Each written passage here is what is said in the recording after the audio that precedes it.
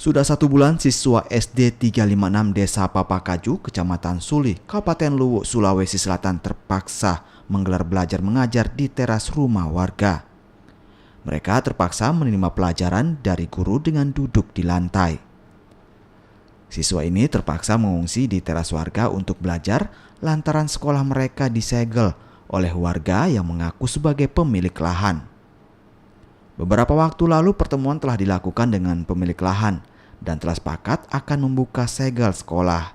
Namun, ada kesepakatan yang belum dilakukan pemerintah daerah sehingga pemilik lahan kembali menyegel gedung sekolah. Tidak ada diterima pihak keluarga, Pak, ya? Tidak ada sama sekali, Pak. Karena saya sudah komunikasi sama keluarga bahwa mereka tidak menerima uang dari pembayaran itu. Jadi karena belum dibayar makanya disegel, Pak, ya? Ya. Sampai kapan rencananya untuk disegel? Sampai ada pembayarannya, Pak. Kalau pembayaran yang diajukan keluarga ke pihak pemerintah berapa banyak, Pak? Kemarin saya ajukan, Pak, ada 250 juta, ya? Ya. Sampai saat ini bagaimana? Belum ada tanggapan dari Bapak. Sementara itu siswa SD 356 Desa Papakaju tidak tahu secara pasti mengapa mereka harus belajar di teras warga.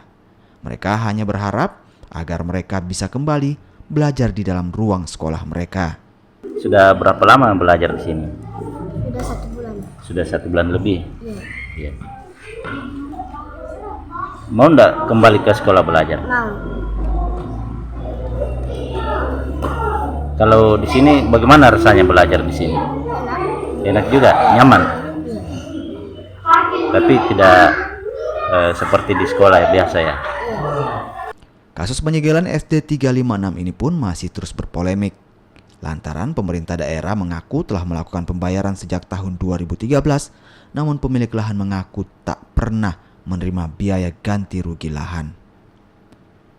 Amran Amir, Kompas TV, Luwu, Sulawesi Selatan.